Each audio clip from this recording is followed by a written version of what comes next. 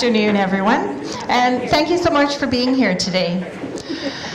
As we begin, I acknowledge that we are on Treaty 6 land, the traditional gathering, trading, and living space of the Métis Nation, Region 4.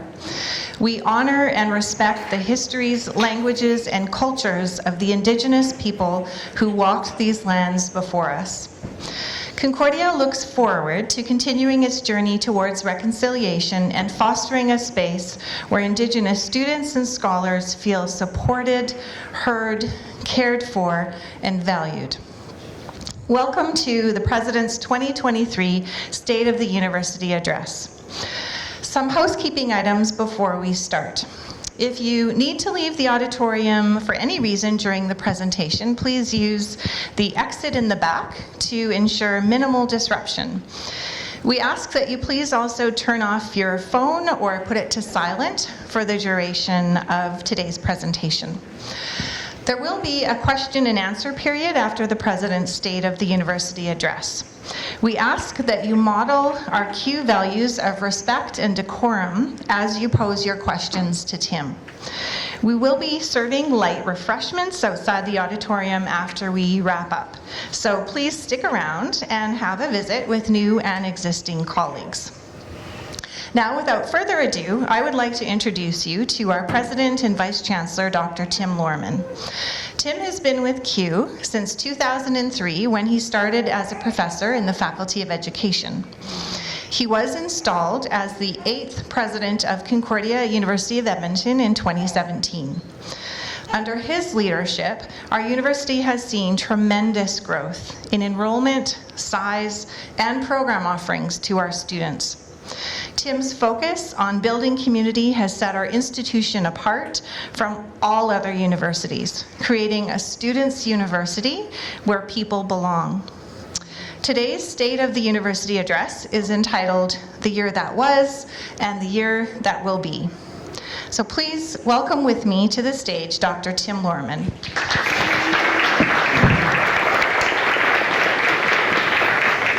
Thanks, Barb, and thank you to everyone for coming today. It's my sincere pleasure to welcome you to the annual State of the University Address. But before I begin, I'd like to welcome some members, 2 members of our Board of Governors who are here today. We have Andrew Stern.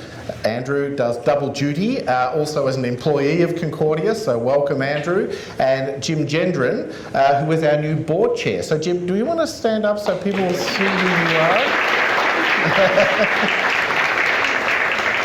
You wanted to sit by me. I hope that's not an issue. You'll be seeing plenty of Jim, and I think many of you have probably already met Jim because he's been a board member for a while up to now and is a real presence at the university, so that's great. So today's presentation is aptly titled The Year That Was and the Year That Will Be, as we look back at how we performed in 2022-23 and we cast a vision for the current academic year. But first, let's look back. I'll start with mental health. 2022 was the first full year back for us on campus post-pandemic. And our year began with a dedicated focus on assisting students in navigating the aftermath of pandemic-induced challenges. Now, with the return to fully in-person classes, we ramped up student support services to meet increased demand. And we were shocked, actually, to see the marked increase in students seeking mental health services. About 40% more students sought mental health services than the year prior. This is an unprecedented level of demand, and it meant that we had to be really creative in figuring out how we were going to address this without blowing the budget out of the water. So in consultation with our Doctor of Psychology program, and as we had planned previously, for this coming year here, we've created the CUE Clinic, and this has been a groundbreaking move for CUE, giving Doctor of Psychology students a platform from which to develop their skills while improving counselling access for our entire community here. The demand for mental health services also encouraged us to review our student mental health strategies, and it spurred us to continue fundraising through our annual President's Breakfast for Mental Health. And to date, over the years, that fund has raised over $200,000. That's pretty terrific. And it's there to support positive student mental health initiatives. Over the next year, we'll be figuring out new ways in which to use that money. We're going to create opportunities for connection, and we're going to fund projects that not only address student mental health concerns, but also focus on prevention. Last year also saw the enhancement of our work in innovation at Kew to help students grow their ideas and bring their products and services to market. Our incubator program gave students an opportunity to explore the possibilities for their business ideas in a very real way, while teaching them about entrepreneurship. We secured infrastructure valued at approximately $150,000 that will place Kew at the forefront of technological advancements for machine learning-based research. Our Innovation Hub also connected Kew faculty and staff to more than 10 industry and community partners for applied research and commercialisation projects. Now, on the academic research side, we received our first, this is a bit of a mouthful, our first Social Sciences and Humanities Research Council Canada Graduate Scholarship Doctoral allocation. Whew. Which allows us to submit nominations to the national competition. We're also successful in continuing to provide support to faculty members, conducting research on integrating Indigenous perspectives into their curricula. A great example of this is the research project with Eden Valley First Nation, undertaken in partnership with Dr. Emmanuel Mapfumo. Are you here, Emmanuel? Oh, hi. And he is a faculty member here in Environmental Sciences. And another example is a partnership between the Office of Research and the Traditional Environmental Knowledge Association, or TICA, an external funding and research partner, and it's providing research opportunities to Indigenous students on a project led by Dr. Xin Chen, chair of our Department of Biology and Environmental Sciences. Xin, are you here? Don't see Xin, but anyway. Congratulate him when you see him. As many of you are aware, we recently amalgamated our research and innovation portfolios into one office to find efficiencies and to capitalise on the synergy between the two areas, providing all of us a centralised, service-oriented department for Kew's research and innovation needs. And this fall, under the leadership of Dr. Barbara Van Ingen and Dr. Carla Salvado, we'll be developing a new strategic research and innovation plan.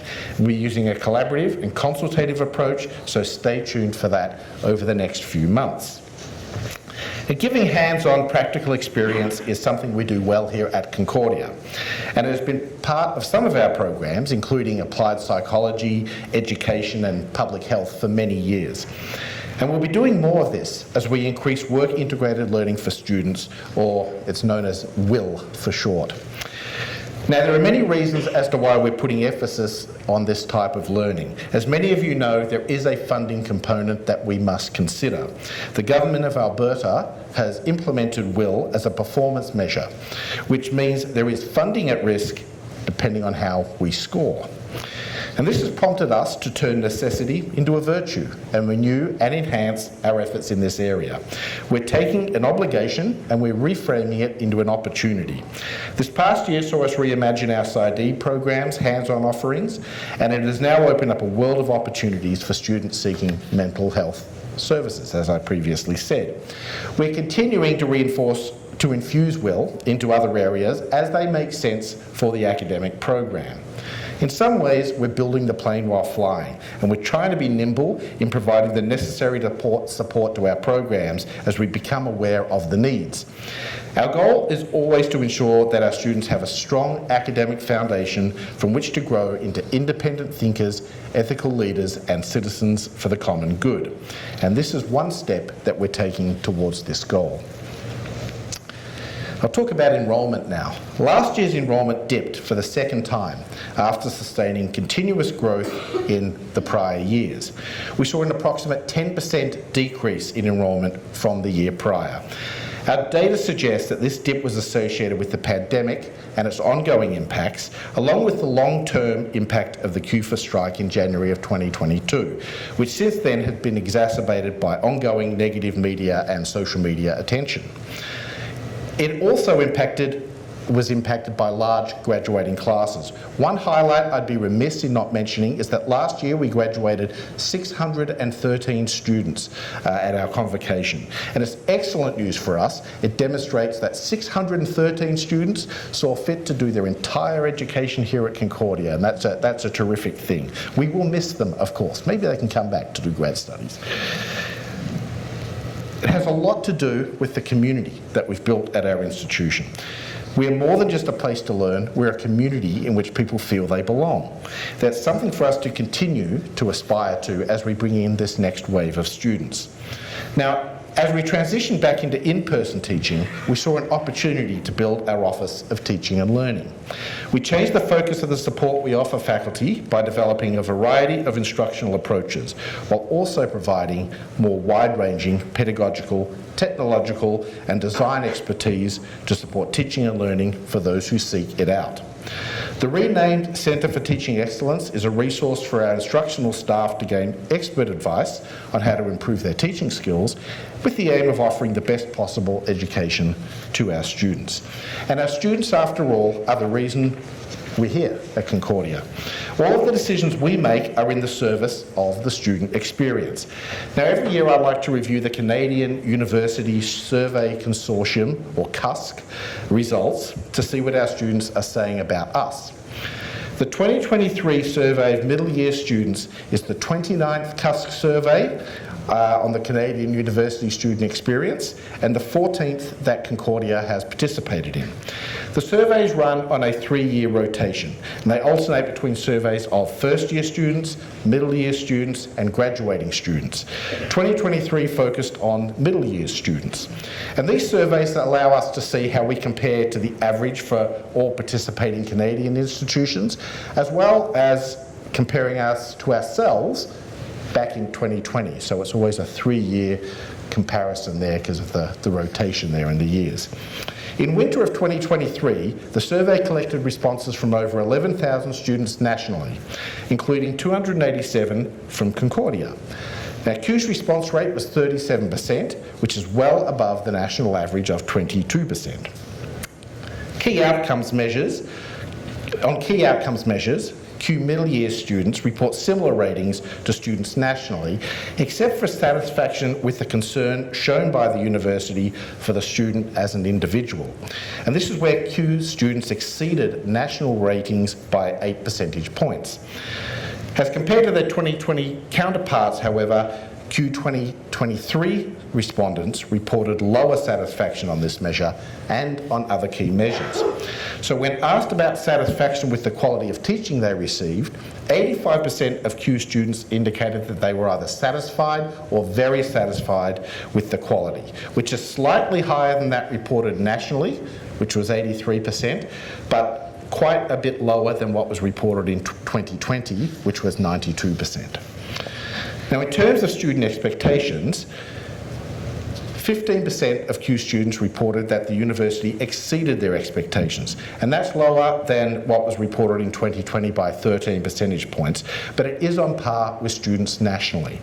And conversely, we had almost twice the number of 2023 CU students saying it fell short of expectations compared to 2020.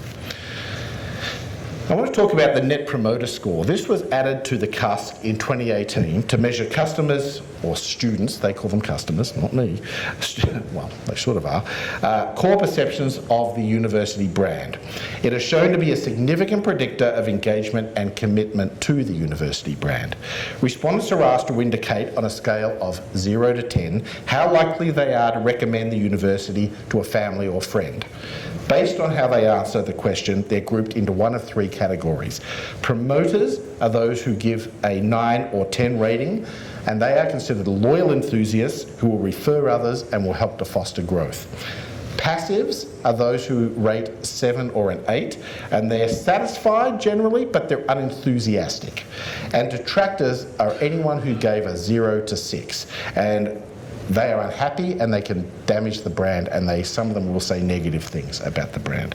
Now this year the percentage of Q promoters dropped to 24% from 36% in 2020, while the percentage of detractors increased to 31% as compared to 21% in the previous cycle.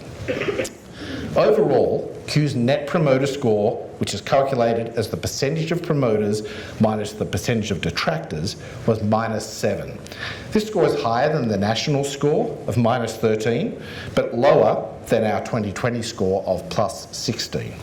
And it should be noted that many of the 2023 Q middle year student respondents are the same students who were invited to participate in the survey last year when it was a survey of first year students. Now, in last year's survey, our participating students also reported lower satisfaction on these measures relative to their 2019 counterparts, with even greater differences, it has to be said. So we attribute that to the ongoing impact of the pandemic and everything else that has impacted this group. In the more recent 2023 survey, we're likely seeing the protracted effect of those events. These results indicate that we have to work very hard to regain our pre-pandemic levels of satisfaction on key outcomes measures, and it will take time to get there. Now, encouragingly, Q students continued to report high ratings on questions where they were asked to rate the level of satisfaction regarding interactions with most of their professors. In 2023, Q students reported higher ratings by 1 or more percentage points on 7 of 13 items as compared to students nationally. And on one of them, take a personal interest in academic progress, the difference was a full 10 percentage points. Unfortunately, compared to our 2020 results, our satisfaction ratings dropped in all but one item, falling between 1 and 9 percentage points. And these are just a small sample of results from the CUSC middle year survey that offers insights into the student experience. Now, in summary, Q is still doing very well on the CUSC compared to other universities across Canada, but we have slipped in areas compared to our own high standards pre-pandemic. We need to continue to be aware of this, and we need to create a positive experience for our students at all times, and this includes in and out of the classroom. Now, some people are interested in the financial situation of the university, and I'm pleased to be able to say that our financial situation continues to be very healthy. Pay the most attention to the larger, the column there with the larger font, a current ratio, days cash on hand, and viability ratio. The first column, current assets over current liabilities, measures an institution's ability to meet its short-term obligations without further borrowing. This means that we can pay our bills as they come due.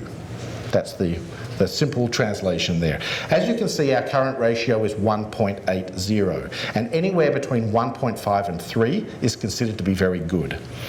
Cash and cash equivalents over expenses, which is the second column, determines how long an institution can continue to meet its obligations without generating future revenues. In other words, if we were to stop receiving any money at all today, how long could we survive and pay our bills? The answer is 174 days. A good number is between 90 and 180, so we are definitely in the good range there. The third column, expendable net revenue over long-term debt, measures funds on hand to settle long-term debt. In our case, it is 1.33, which is in the good range of 1.25 to 2. Now, essentially, the question here is, can we cover our long-term debt? And the answer is yes. A resounding yes. Importantly, it's not just the previous year that matters when it comes to looking at financial ratios. They're best viewed over a number of years. In the bottom row there, you can see that the results over the past 3 years prior to last year were also very good. Q's in good financial shape, and this is due to excellent financial management and cooperation and understanding from our entire community when it comes to living within our means. Now, last year, we continued to create better relationships with our neighbours. And while the Town and Gown Committee started as a way to keep neighbours informed of our new academic building construction, it's now morphed into a more community-minded group, coming together with other community groups to promote the Highlands, Bellevue, Virginia Park neighbourhoods and to support each other's events. We've made great strides, and this is serve to really deepen our relationship with important stakeholders like, for example, the Highlands Historical Society and the Bellevue and Highlands Community Leagues. We also continue to find ways to open up our McGrath campus to the public through lighting up Ada Boulevard, our annual Halloween and Easter egg hunting events, just to name a couple. And these events serve to bolster our reputation in our community and to give back to the neighbourhood that we are a part of, or neighbourhoods that we are a part of. And of course, we continue to invest in student life here at Kew.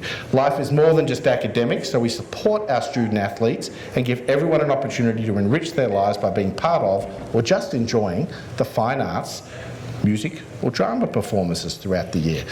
And I will highlight that Fridays are now Thunderwear days, Game Day Fridays, and we are all encouraged to wear our Concordia Thunder stuff to encourage our teams.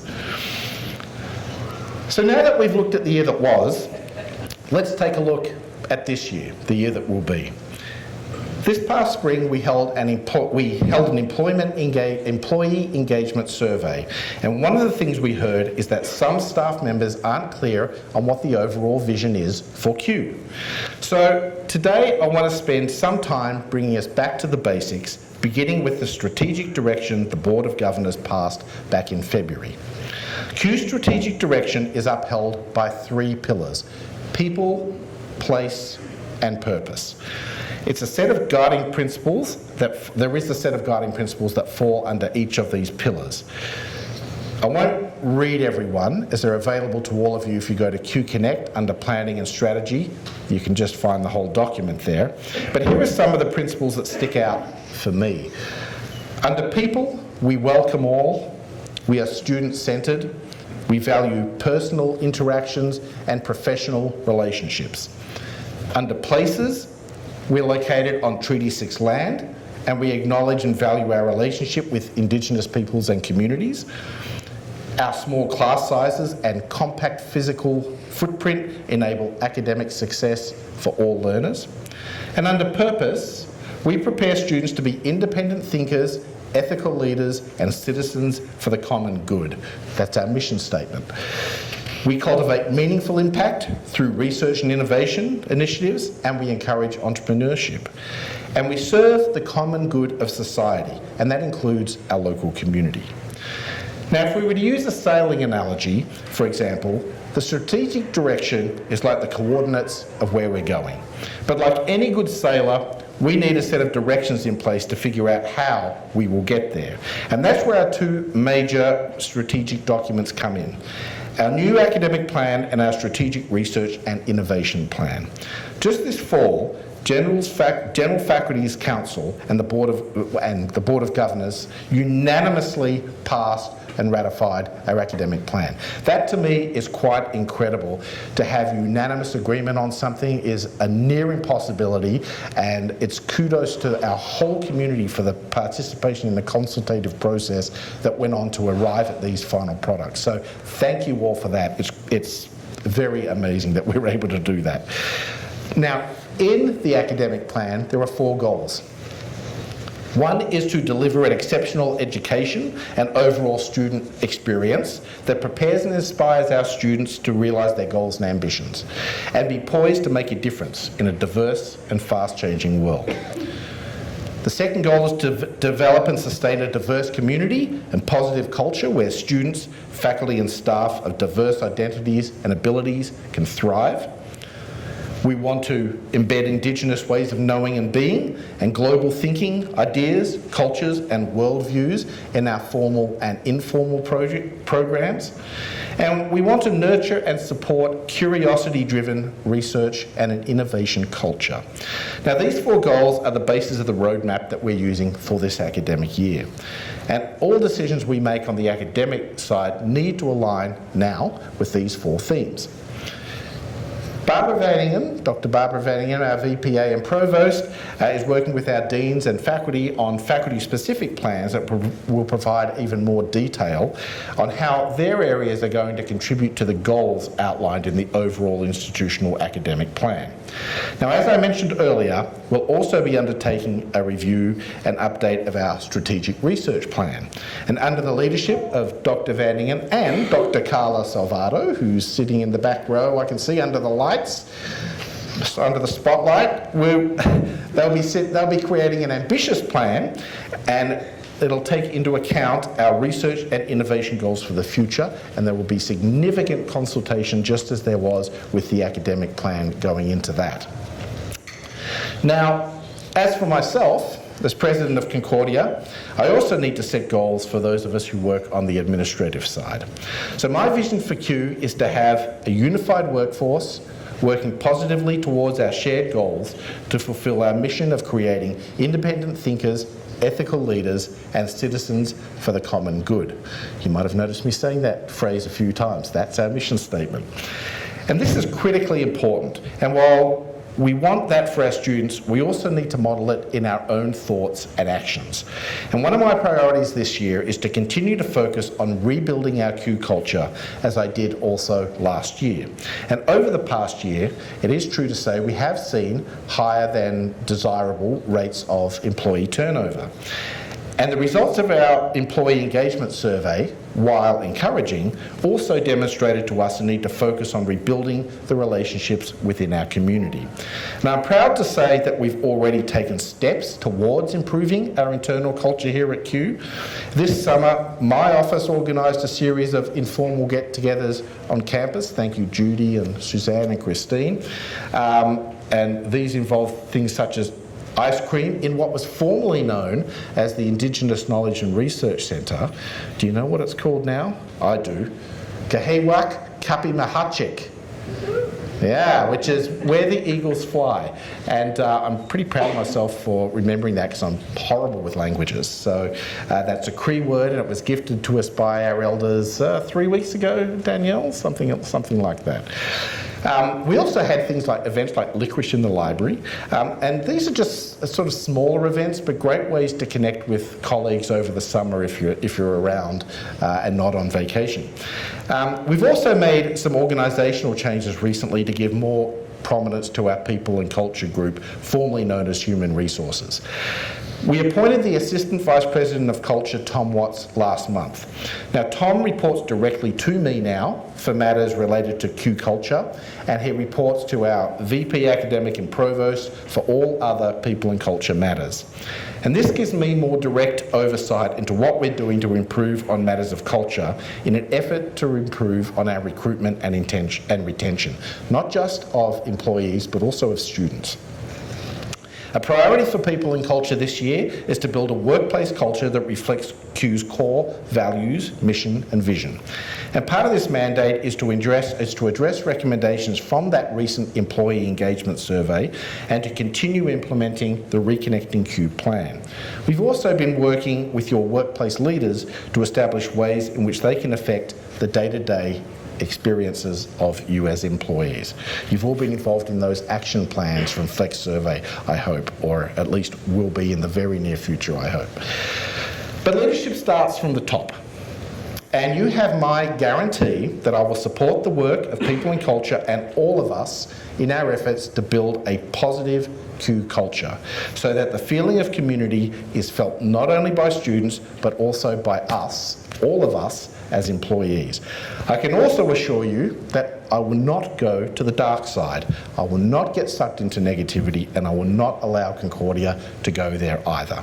This is a big undertaking, and we will all have a part to play.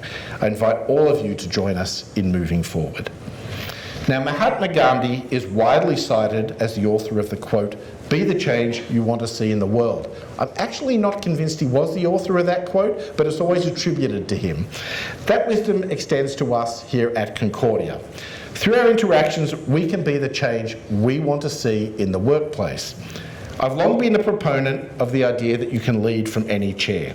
And that means you don't have to be a person in a position of positional authority to be a leader.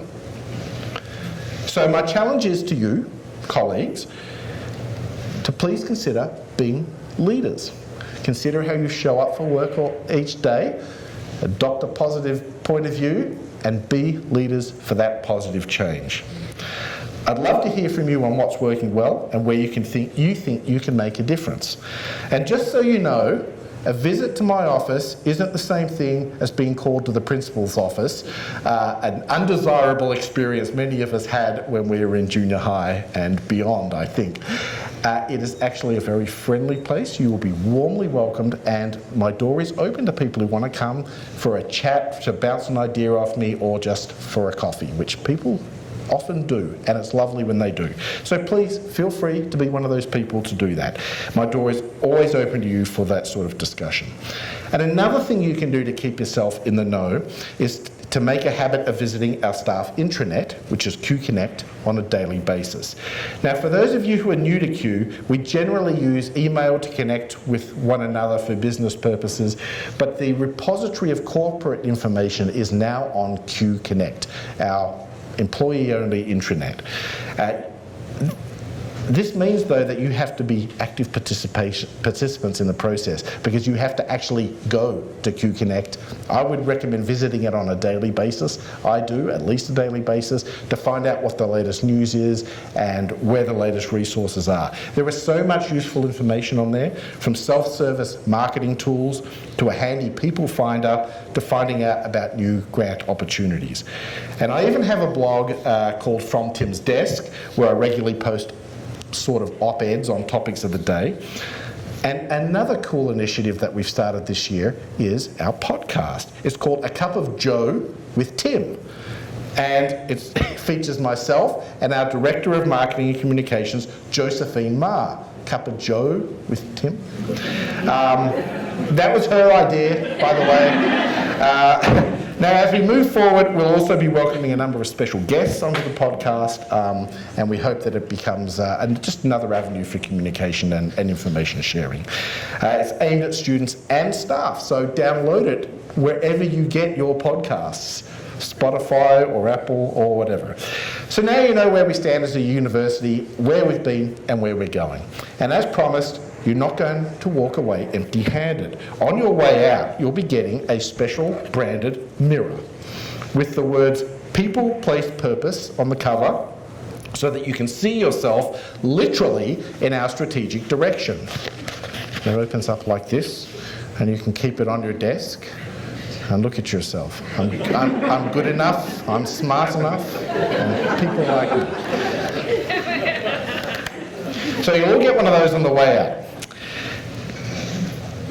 And as you go from here today, I strongly encourage you to please review the guiding principles that the board set for our strategic direction, along with the academic plan, and they can all be found on Q Connect under strategy and planning.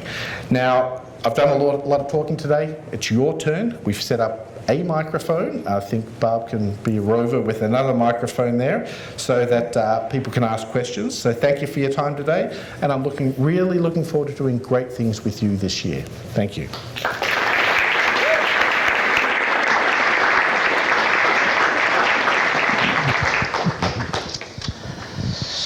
Well, thank you so much, Tim, for that inspiring look back and the aspirational look forward, and for sharing your vision for our future.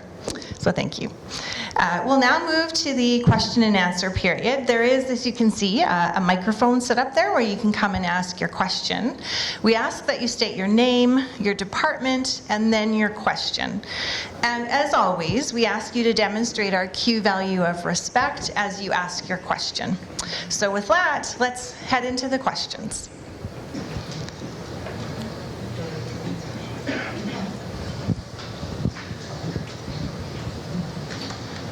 We should have planned some. Yeah. Thanks very much, Barb. Thank you, President Loreman. Just a couple. These are comments. Just a couple of things. McCann Goldsey joined us just moments ago. He is also on the Board of Governors. There's some introduction earlier, McCann, and yes. I'd really like to thank all of you for the excellent work that you do. As the new chair of the Board of Governors, I'm still shiny, see? Not tarnished yet. I'm working on it, though. You folks are doing excellent work.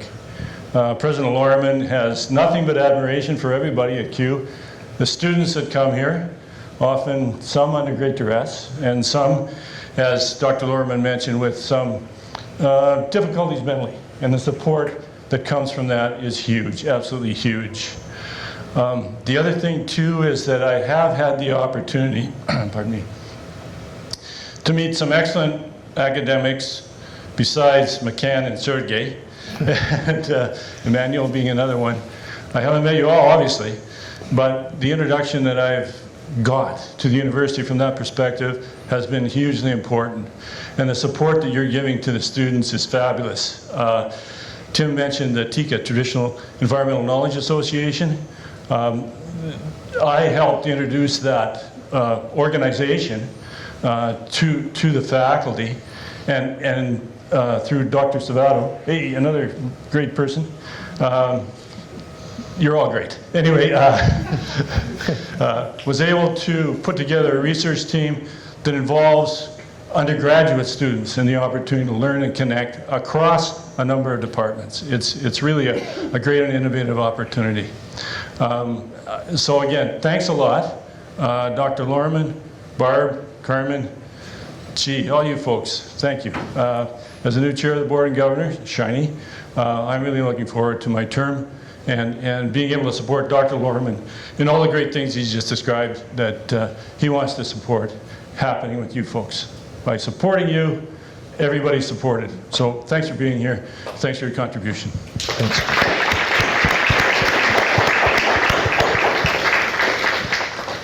So while you're thinking of your question, I have one, if I may ask. Well, here's the softball question. Well, we have the new building that's under construction that I think we're all very eager for. So maybe an update on that? Yes. So the good news is we're on budget. Yay!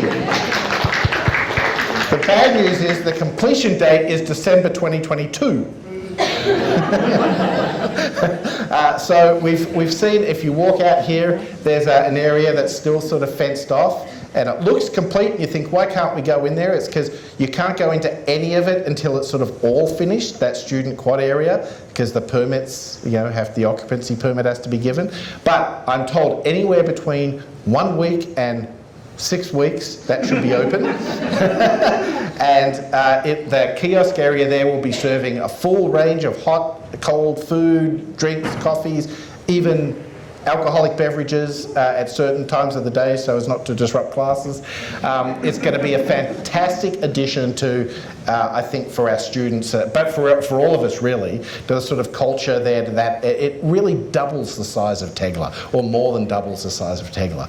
So that area will be open very soon. The academic building, I was fortunate enough to get a hard hat tour of it last week, and I can tell you, even in its semi-completed state, it's spectacular, and it is going to really transform the experience both for students and for employees here at Concordia. I'm told spring it'll be ready, but I looked around there, and I'm no builder, but I'm thinking spring for me would be optimistic, but we'll see. We'll see how it goes. And so we'll look to a fall opening of the fall of next year.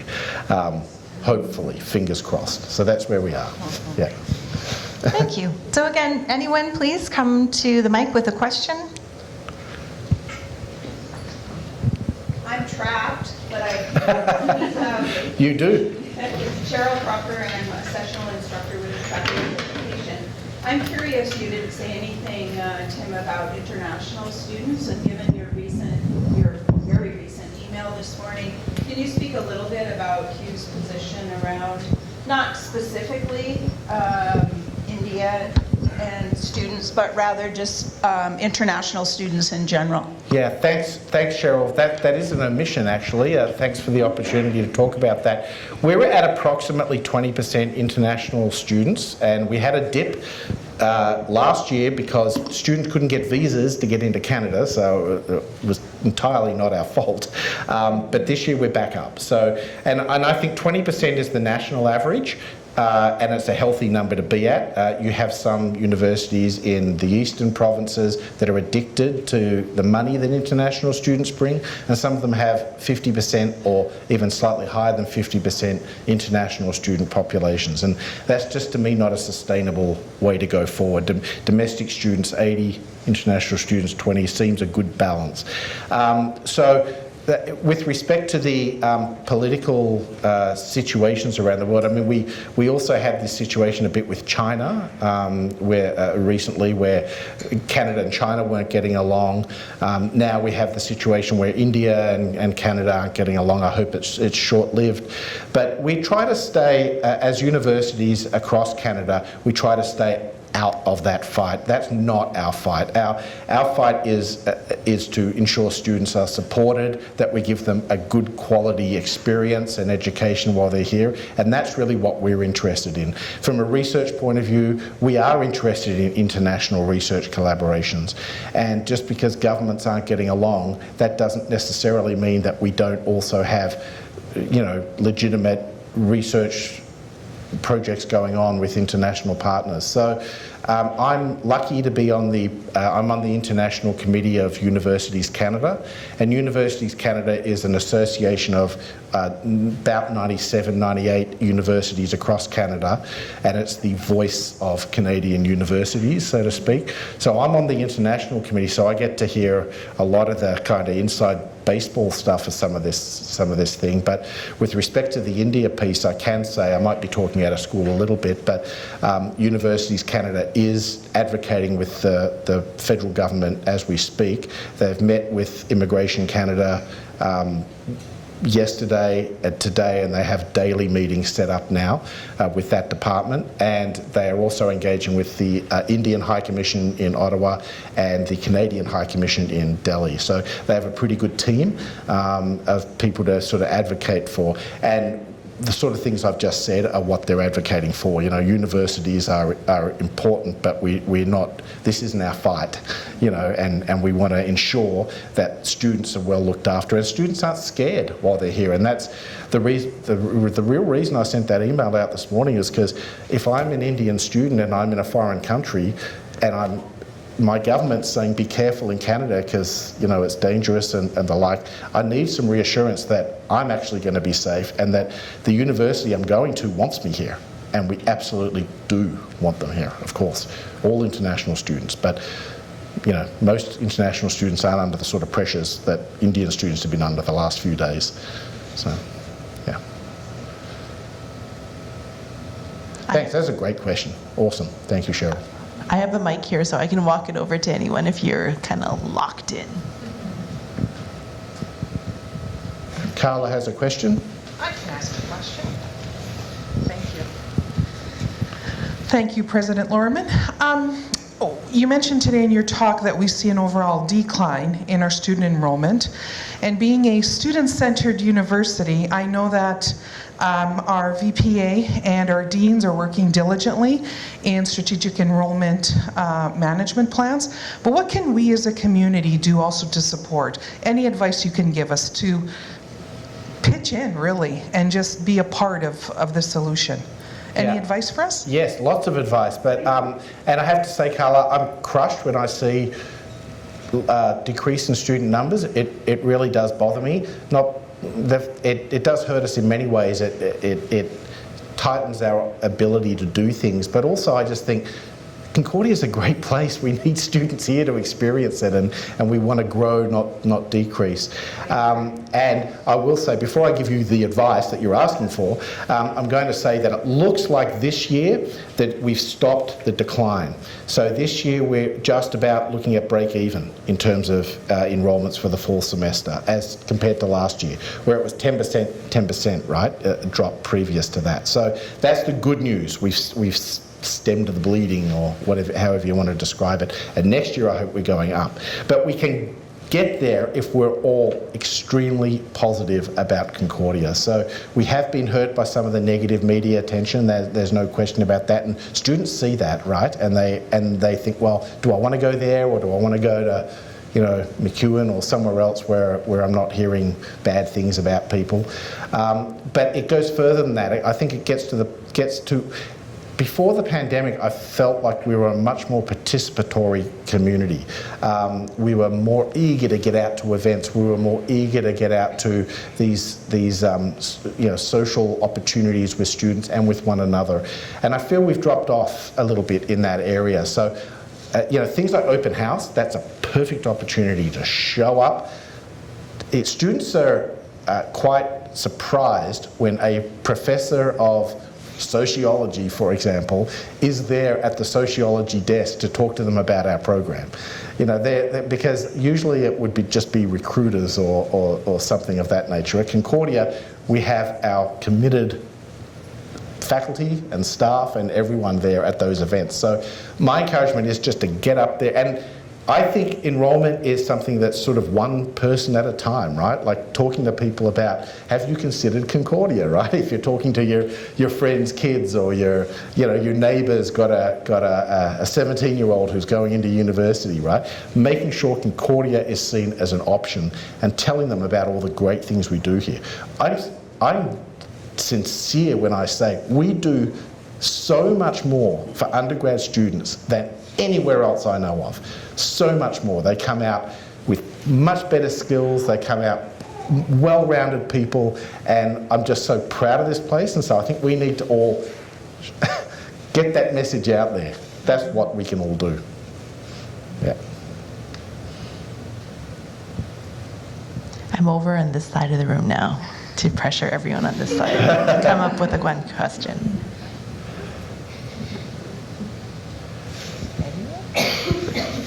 Okay. Well, our hour actually is getting quite close to closing, and I know some folks have to get to class. So I want to thank again Dr. Tim Loreman for his enlightening speech today and for sharing his vision with us. As you leave the auditorium, Kirsta and Sasindi will be handing out your people, place, and purpose mirrors for you to remind you to reflect our values and vision in your work each day. And for the colleagues who weren't able to join us in present today, you may pick up a mirror from the bookstore over the next few weeks. And I look forward to visiting with you over refreshments just outside the auditorium. So thank you very much for your time today.